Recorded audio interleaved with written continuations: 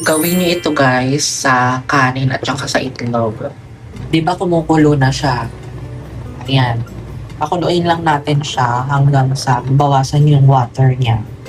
Tapos, maglalagay tayo ng dalawang itlog. Ayan. Pero linisan ko muna ito kasi medyo madumi. Gusto kong i-crack para malinis. Wait.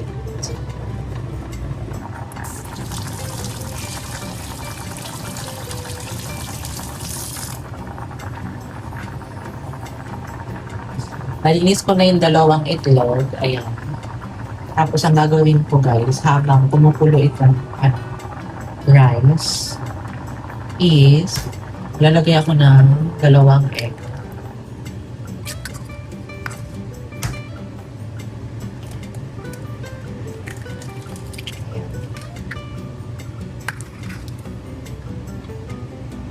Tapos bubuksan ko lang siya ng ganyan. Tapos hihintayin ko siyang kumulo. Tapos doon ko siya tatakpan. Para habang naiinin yung kanin is naluluto din yung egg. Diba? Kailan kong buksan kasi kapag hindi ko yan binuksan, sasapaw siya. So para mag-overflow siya. Kasi diba yung egg nag-evaporate yan. Ayan guys, tinakpan ko siya ng konti para medyo maluto na yung egg sa ibabaw. Para makipakita ko sa inyo mamaya. Pero gusto kong lutong-luto yung kanin. Guys, ito na, luto na ang ating sinaing na may itlog. O, di ba? Actually, nakita ko lang ito sa ano, sa Blue Up. Ayan o. Yung nagsasaing sila tapos naglalagay sila ng itlog. Para tipid, di ba? Nakapagsaing ka na, steam ka pa ng egg or ano tawag dito, laga pa ng itlog. At saka natural yan guys, di ba?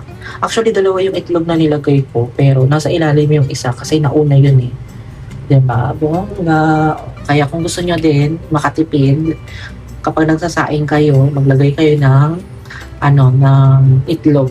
Yung iba, ang dami yung nilalagay, 10 itlog ata. Pero kasi malaki yung rice cooker nila eh. Itong siguro sa akin, siguro good for 4 eggs ang pwede. Pero ang ginawa ko kasi, may mali nga akong ginawa eh. Dapat pala kapag inin na siya. So, habang cook na siya, ang tawag dito, yung luto na yung rice, tapos doon mo siya ipapatong. Ang ginawa ko kasi, di ba, pinatong ko na habang kumukulo.